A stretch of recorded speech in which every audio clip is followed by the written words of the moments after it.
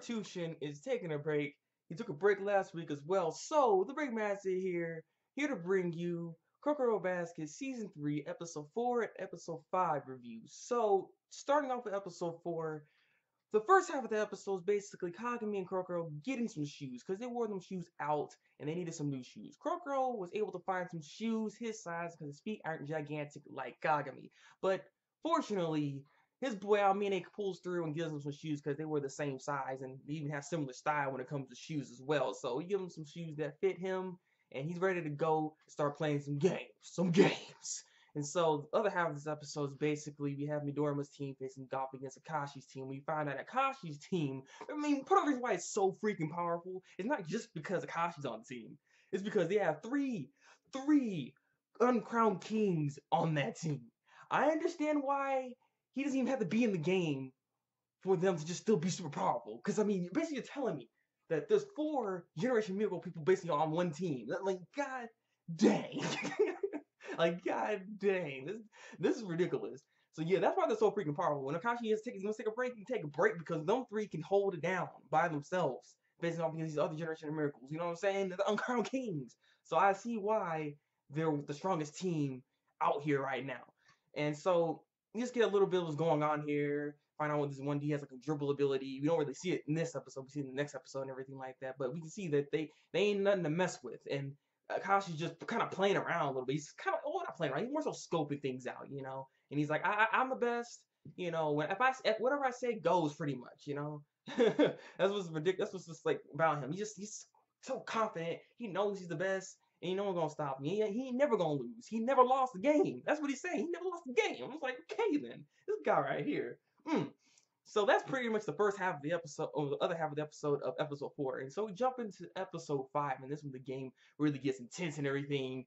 We see the Uncrowned Kings going in, like, dude, the dribble ability. He just boom. He only uses 3 fingers to dribble the ball, and he has like so much force somehow using just 3 fingers. So you're telling me he holds the ball in his palm and stuff. It's just gonna go even stronger than that. Like this dude is dribble king pretty much. He's just passing everybody. No one really stopped him. I'm like, all right then. This guy's pretty formidable. That's why he won the Uncrowned Kings. And so everybody else is going in, and they're keeping up. Midoriya's team was actually keeping up though, and he was feeling a little bit upset because I think Akashi was saying how you have just useless people on your team. They ain't nothing. You know, you're the only good person on the team, Midoriya. You actually are formidable, but everybody else is average at best. And I'm not even gonna lie, I can't really disagree with them because the rest of his team, it's not like Kagami's team, you know. Kagami's team actually a very well-rounded, pretty powerful team, like all around.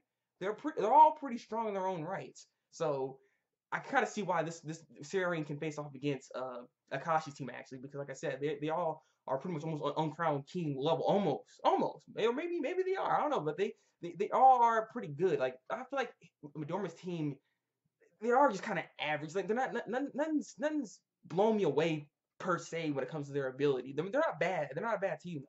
They're not a bad team. I'm not saying they are, but I don't know. Compared to everybody else's team, like freaking Murasakibara. Murasakibara is a beast, and he also has the other guy, you know. So that right there is a pretty good matchup right there, and well, yeah, and they seems like pretty freaking good too. Like everybody on there is pretty legit.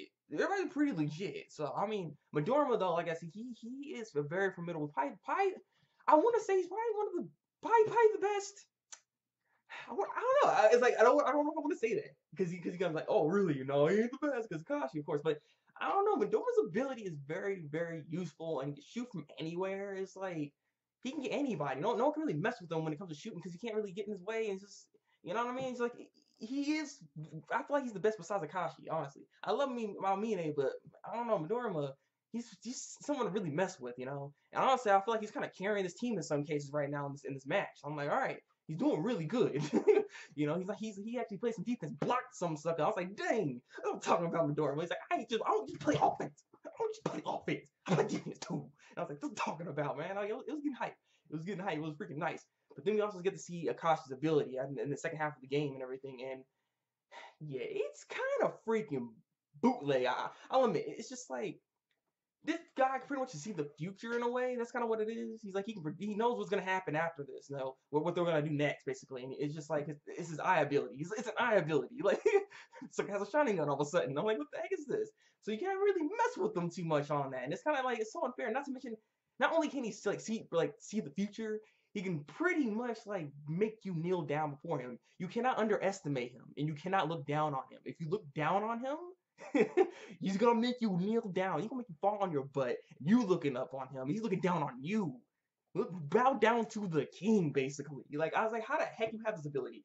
And I'm like, it's so cheap because this one ability is like he can literally do this to the whole team. Everybody gonna drop, and he's just like, boom. I'm just gonna pass by and shoot. I'm just like, what the heck is this? So I don't know. I feel as though one way to get past this though is if you are able to acknowledge Akashi's strength. Do not look down on him. If you don't do that, then maybe that ability could be nullified. I don't know. I mean, he also nullifies effects. You know, also when it comes to their abilities and everything. He just knows what's gonna happen next and everything. So it's not the abilities don't even matter. You know, when it comes down to Akashi, that's why he's so freaking powerful. Now I see why he can probably take on everybody else. Not to mention, uh, he he's a well-rounded player. He seems like he plays defense really well because he can steal a ball. This boy can steal a ball, and not only that, but he can shoot pretty well. I'm assuming. I mean, he shot that ball like it was nothing, looking down on somebody while shooting. I was like, I think he made the ball. He made the shot too. I was like, what? So I don't know, but he's pretty beast. Okay, I'll give him that. The abilities, man. Like I said, they just far out there right now. They don't give a crap. You know, we using magic today. Yeah, shoot. I was born as an Uchiha. Ah, shoot. But overall, like I said, this is both episodes are good. I'm liking how this is progressing so far. I wish Midorima could win, because like I said, he's a beast, but I know he ain't gonna win this match because it has to happen. Kagami has to face off against Akashi. I mean, in the second half and everything, he's about to go take a break and everything. Kagami confronts Akashi, and Akashi makes him kneel down because Akashi's looking down on him. I'm like, nah, man, you messed up right there. You messed up right there. So that match has to happen. In order for that to happen, Akashi's team has to win. So yeah, but I mean, I feel like Midorima's team is just not. It's not on the level yet to mess with with all of Akashi's team because, like I said, not only Akashi's on there, but they have 3 uncrowned kings, so they ain't gonna be able to win that. So yeah, overall good episodes. Leave your comments below, tell me what you think of this week's episode or these episodes of Kuroko no Basket season 3. Like the review and subscribe if you want to see some more Kuroko no Basket reviews from me. So that's from the Breakmaster, and until then, people, break out.